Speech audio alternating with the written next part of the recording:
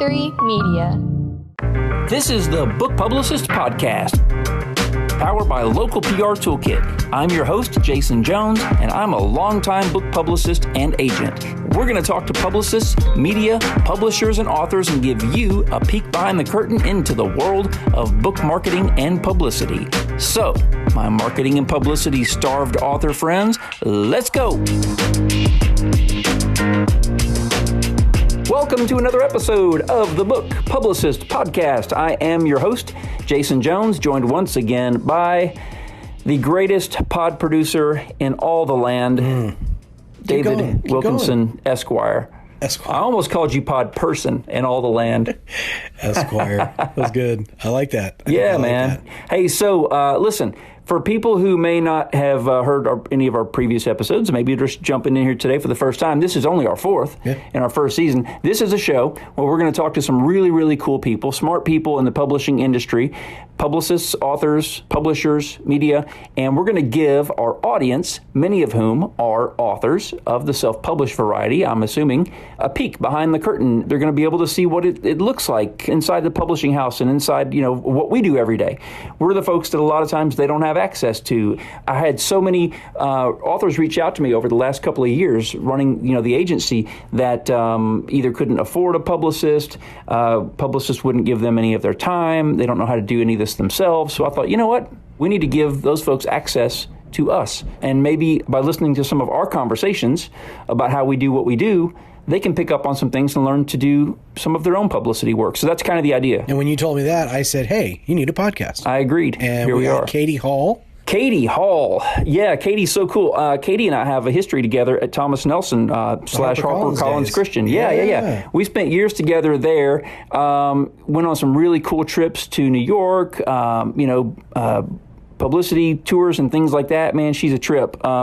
Katie's really cool. She led the fiction publicity group at Nelson for years. And so the first three conversations we've had with the podcast have been geared more towards the nonfiction author. Right. But, so many of our listeners are fiction authors too. And I think there's always been this idea that fiction, publicity for fiction books, fiction authors is, that there's just not a lot there to do, but that's not entirely true. Katie's got a lot of good information, which our listeners will come to find out here in just a few minutes. So these next two episodes, starting today, are more for our fiction author listeners, because it is a very different job pitching publicity for a fiction author than it is for a nonfiction. So we're going to kind of give them some really useful info. And super cool. Katie actually came to the HQ for this one. Yeah, she did. She's a yoga instructor too, by the way. We did a lot of this pod. I was kind of standing, what's the pose called there, where I was kind of on my... Well, my eyes were closed. I was doing crisscross applesauce. I don't know. I don't know what you were doing. All right, this is a great conversation, man. So everybody enjoy Katie Hall.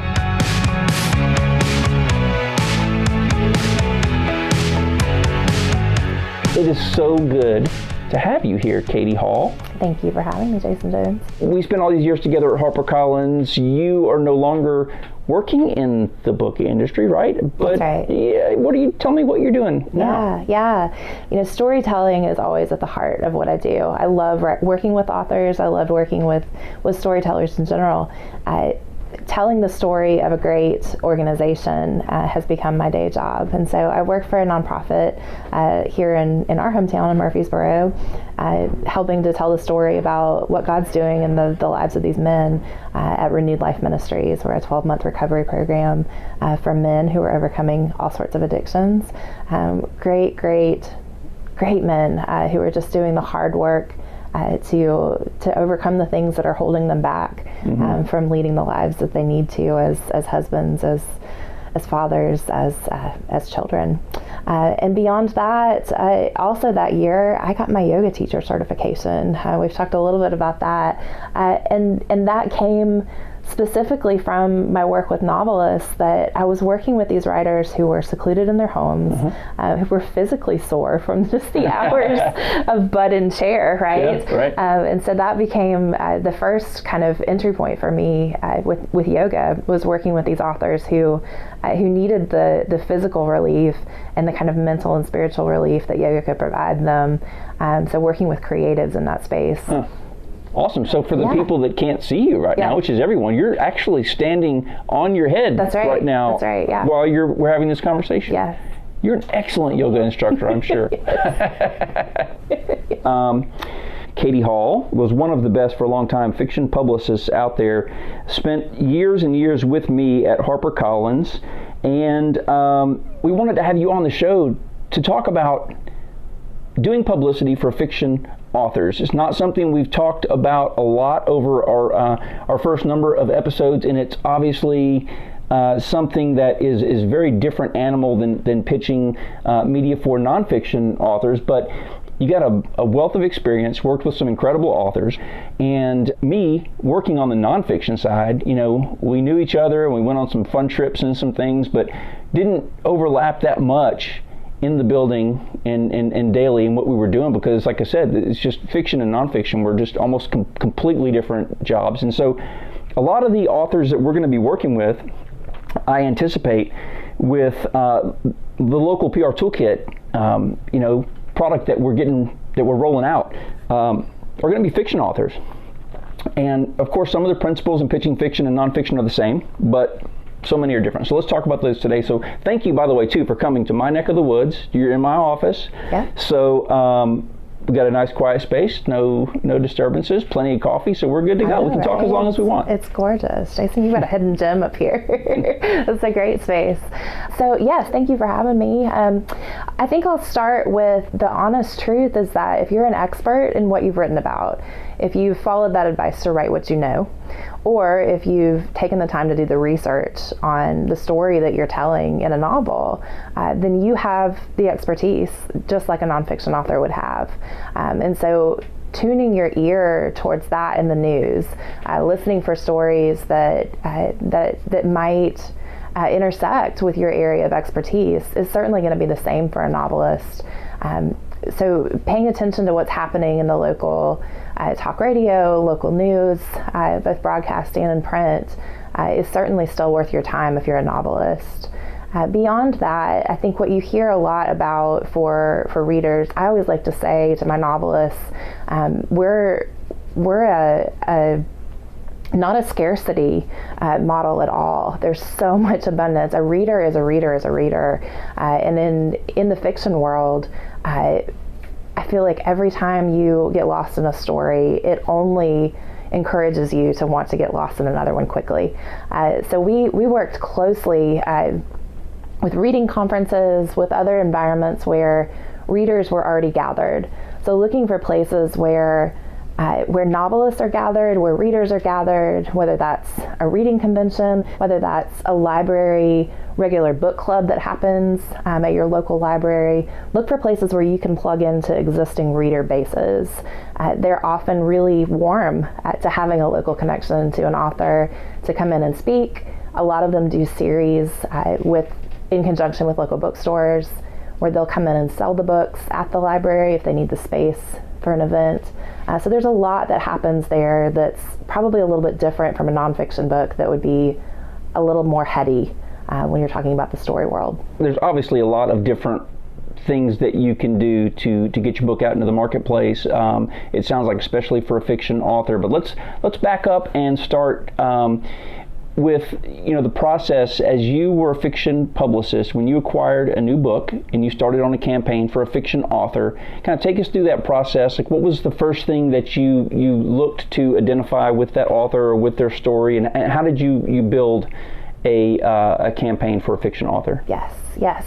So probably very similar to the nonfiction process, that we sat down as a team when we were looking at an acquisition and made decisions about what sort of audience already existed for that author, whether that was a built-in audience that they had from another field, if they had a day job that included speaking or blogging or some other sort of outward-facing audience, or if we felt like, this author is so much like so-and-so, this really fits nicely into this readership, and so we feel like we can continue to build this network here for this author with another. This readership will be really warm to what she has to say. So we really did look for similarities. We did a project that I loved, this branding exercise, often with authors who were a couple of books in, and we were starting to make some decisions about what their next novel would be. Because often with our novelists, if we were investing for a book, we were usually investing for 3 to 5 books, and we took a handful of tools, namely their reviews. So not only industry reviews that were coming out in publications, but reader reviews. So pulling all those down off Amazon, off any other site, any other emails that the author had received from readers saying, this is what I love about you. And we put it all up on the board and started to look for commonalities. So what is it that your readership is saying is unique about you? And what is it that your readership is saying, I really love this because it reminds me of so-and-so who's already been in the market for a while. So figuring out what is it that you're writing to, what is it that your audience is really looking to you for as a storyteller can be a really important tool. And then beyond that, making those decisions about what you're writing next, there's just so much when you start to talk about story world, whether that's in a series or in standalone novels. Your readers will stay with you if you continue to look to them for what it is that they love reading from you. So as you're pitching, as you're considering, what area you may be considered an expert in, and you want to pitch radio and television in your local market. We've talked before about the idea that as a fiction author, you create a world that other people may not have lived in, and to create that world, there's a certain amount of research that you have to do. And so, talk a little bit about that. How you can, kind of create that scenario, and how you position yourself with the media as someone who has created this world to help others relate. Help me recollect that conversation in its entirety. Absolutely. Yeah. So a couple of things, namely fiction. There's a phrase about how truth is stranger than fiction, right? So there's some believability factor that has to happen in a novel. That means that a novelist has done quite a bit of research down to the nitty-gritty details. I love to watch on Facebook in particular with my novelists when they're asking for the most minute of details about a particular town or about a job. A lot of times their protagonists in their novels are in work roles and occupations that they know nothing about, and so making sure that they get all of those details right, but coming at it from the perspective of a storyteller means that you know something about that role as a writer that normal Joe Blow wouldn't know. And so you've picked up some interesting details, a different perspective that might come to pass when there's a news story, say about a paramedic, for instance.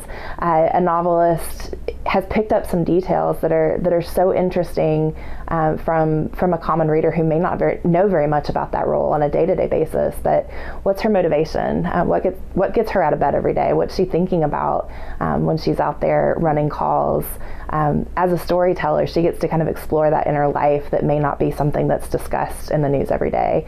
That can become kind of a really interesting human interest story. And I think it's important too to say that if you're pitching a TV producer, they're going to see that you're a fiction author. I think it's important, isn't it, to help them understand, hey, this is what I've written about, but I'm an expert in this area because I have done enough research to be able to write a believable story here. Help them make that connection, right? Because I didn't know until we talked about that, that was how you approached that with producers and editors. But yeah, it makes sense. And I think when they read that, when they see that, they make that connection too. Oh, well, of course. Well, they've done years of research on this particular part of the country or occupation, as you said. They are an expert. Great, let's do this. That's right. But I think if you don't, lay that out for them clearly, they get that press kit on their desk and go, oh, well, this person's a novelist. What would they know about? We don't do book reviews. Next. That's right. Yes.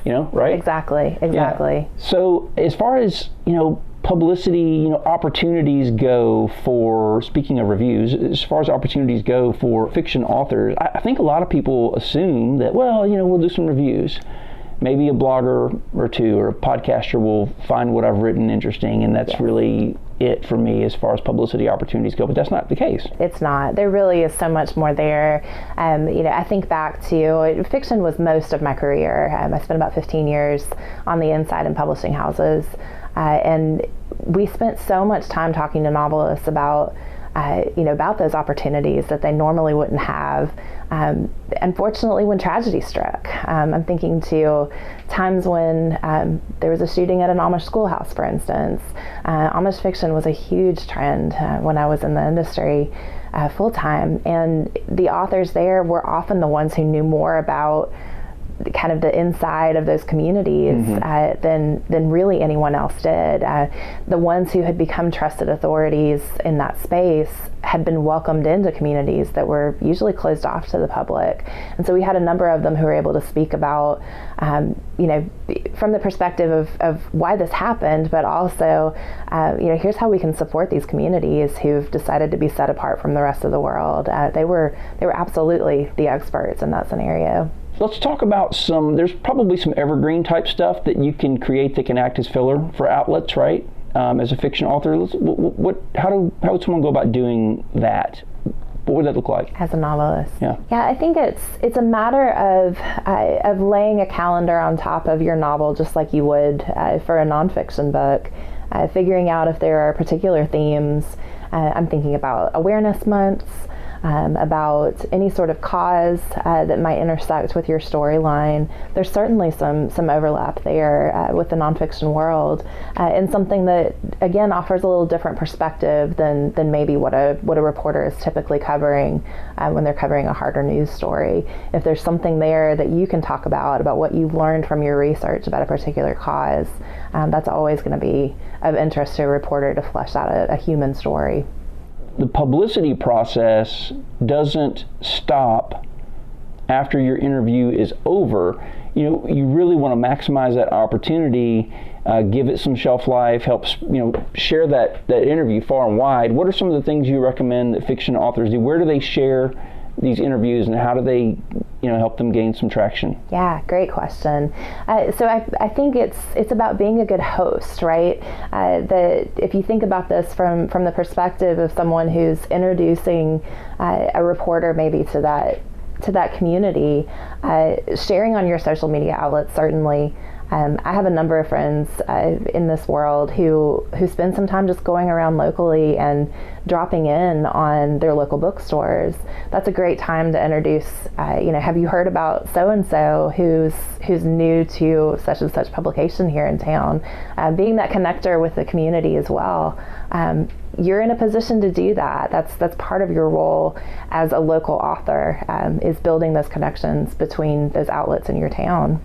Which of the social platforms are best for fiction authors to tackle, and how many of those do you recommend you kind of jump into? Who should they be following? How do you put together a strategy as a fiction author to do well? So the short answer is whichever one you'll use, right? I used to talk a lot. I had a kind of stump speech that I would give at conferences about how my number one pet peeve in a Facebook post or a blog post was, don't spend any time telling me about why you haven't written in 6 months. I really don't need to hear that. Pick a platform that you feel comfortable in, that you actually use, that you're connecting with readers.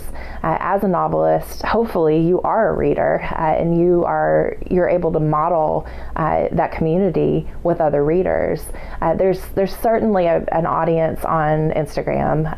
Bookstagram is kind of a common hashtag. So you'll see these kind of lay flats that authors are doing, but beyond that, readers are finding those. Readers are following those hashtags for new reads. There's still quite a bit happening on Facebook, I feel like, for that particular, maybe a little more middle-aged or slightly older audience. Goodreads is another space that really fiction dominates in a lot of ways. So that's a place where you can connect with other authors, where you can connect with readers in particular affinity groups. That one is probably not thought of as a social platform, but really for novelists, it's kind of a must-have. So you talked about lay flats. What is a lay flat for those who don't know? So that kind of that thing that we joke about, right, of like making sure that your coffee is just so in a photo, framing it next to this book with, exactly, grabbing this plant that's hanging on for dear life and setting up this this perfect little image. But that's what Instagram is about, right? Is kind of creating those gorgeous images.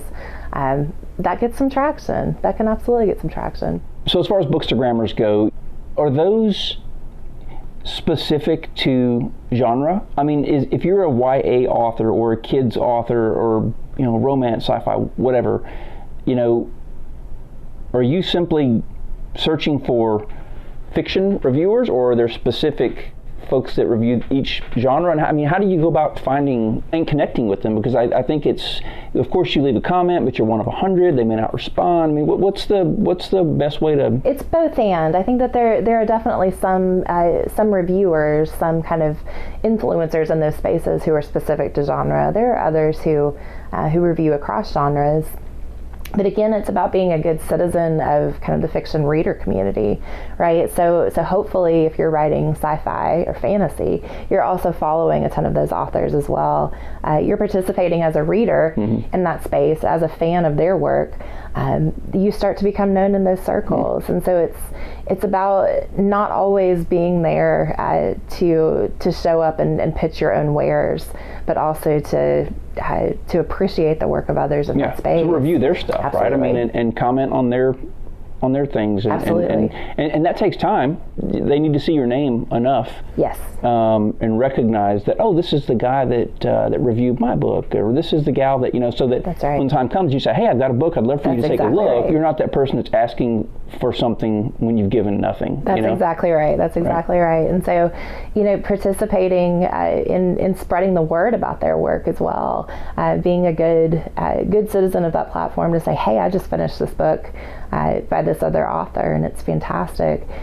More than one reviewer we worked with over the years transitioned into writing fiction of their own, and so it's a pretty common jump for those authors to make. So again, it's reading begets reading in that space.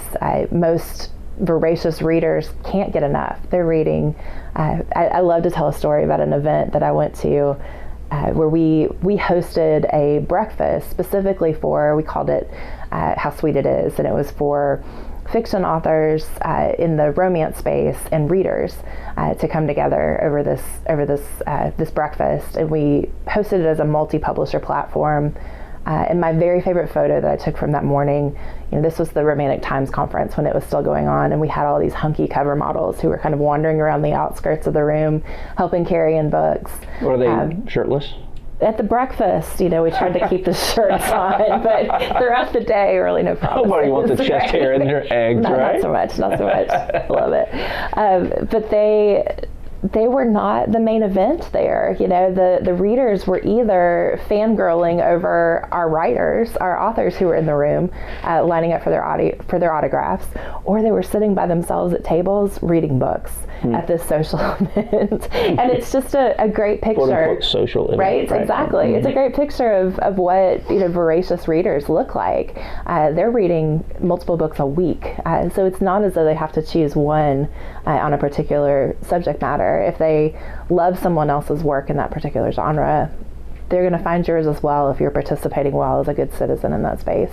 All right, Katie, look, we have got so much more to talk about, right? Yes. There's too much for one episode. So what we're going to do is we're going to bring you back, okay? Can you do another episode at some point? You come back down to the office here that smells of leather-bound volumes and, And coffee. And coffee. Yeah, great. Well, we'll bring you back, okay? Thanks for being here with us. Make sure you come back and catch our second episode with Katie Hall. That's the first part of a two-part series with Katie Hall on fiction. I love there that she talked about being a good citizen of the fiction community. You can't just jump in and immediately expect something from people to whom you've given nothing. So if you want them to care, as Dawn Ray said in our first podcast back in April, if you want them to care about your product, you have to care about theirs. So just become a good and active member of the fiction community. Review other authors' work. Take the time to promote their work and know, like you've heard us say so many times before, that you're playing the long game here. So sound bites like that, wisdom like that is invaluable. It's the kind of thing that we as publicists know and hear all the time. It's not the kind of thing that you, our authors, friends, and listeners are privy to, and it's the reason we built Local PR Toolkit. It's a one-of-a-kind suite of tools and resources that train you up to be the publicist you've always wanted and needed. You can find more information online at localprtoolkit.com. Follow us on Facebook and Instagram. And until next time, remember, the search is over. The publicist is you. The Book Publicist podcast is part of the Mana 3 Media Network. It is hosted by publicist Jason Jones and is produced and edited by me, David Wilkinson. You can rate and review us on Apple Podcasts. We'd love for you to subscribe to the Book Publicist podcast wherever podcasts are downloaded. And be sure to check out our episode show notes. Special thanks to Katie Hall for being on the podcast. Be sure to go to localprtoolkit.com to get started right now on becoming your own publicist. Follow us on Facebook and Instagram, and you can check out more podcasts by Mana 3 Media, including my own, Dad Matters, on Instagram at Mana 3 Media. That's MANA, the number 3 Media. New episodes of the Book Publicist podcast drop bi-weekly every other Wednesday, so join us again in 2 weeks.